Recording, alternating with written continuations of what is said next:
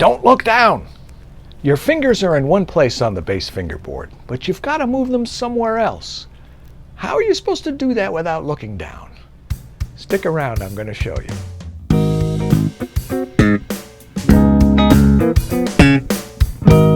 Hi, I'm John Leapman, founder and first baseman of ForBassPlayersOnly.com, where you can learn bass despite sore muscles, creaky bones, and getting older.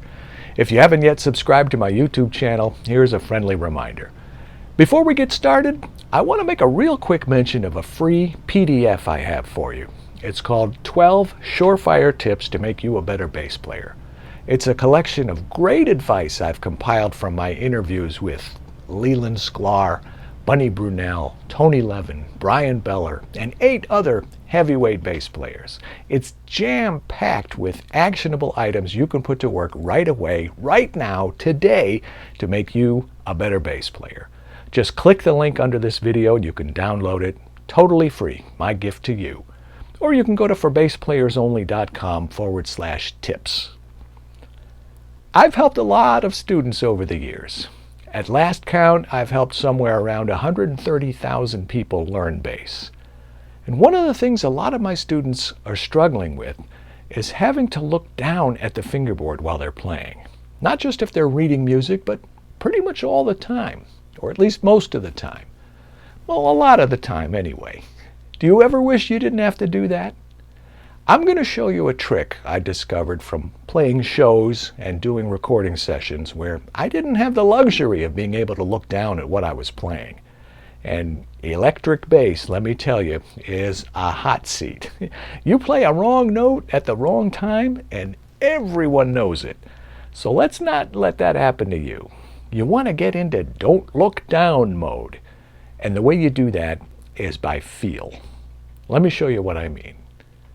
Think of your fretting hand as being in a particular position on the bass fingerboard. Generally, I have my students strive for a 1 finger per fret positioning. Though when you're down at the low end and the frets are fatter, I usually go 4 fingers over 3 frets. My upright training probably had something to do with that. So first, you want to know where you are within each position. You want to be able to know all the notes in that position and how to access any of those notes you want.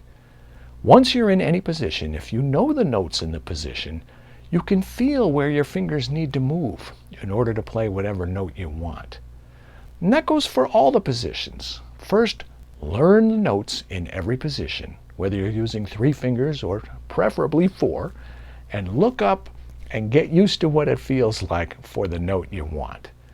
You can play a scale, you can play chromatic runs, or you can have someone call out random notes within that position and see how fast you can play whatever note your friend calls out. Well, now the question is, what happens if I need to play a note that's not in the position my hand is in? Well, the answer is one of 2 possibilities.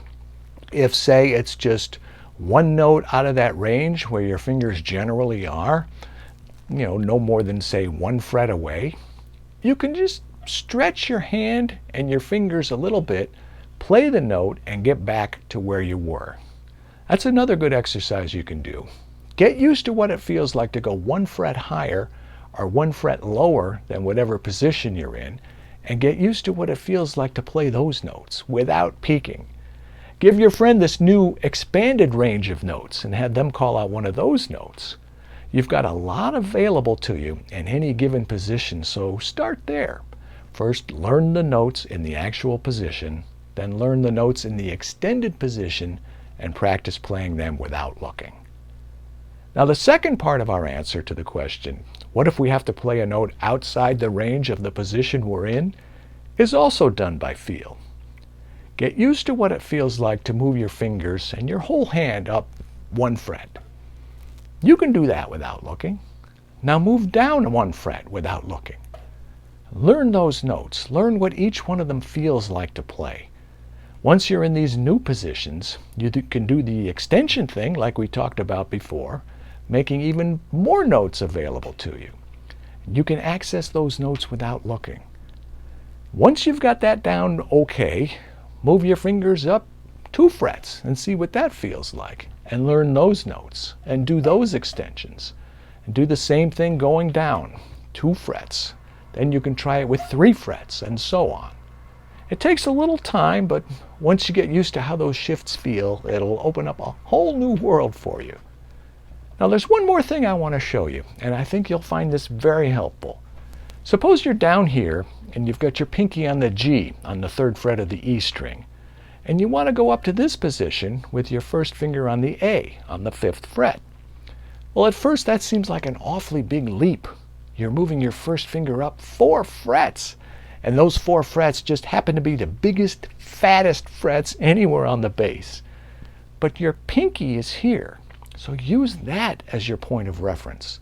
Think of that shift as going 2 frets higher than where your pinky is. Now all of a sudden, it feels like you're moving up 2 frets instead of 4.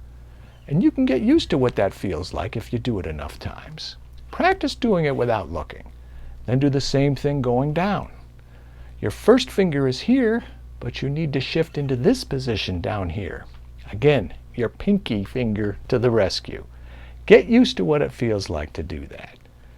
My intent here is to demystify how you can navigate the bass fingerboard and show you just a few ways to get around without looking down, because you know where you are and you know where you're going.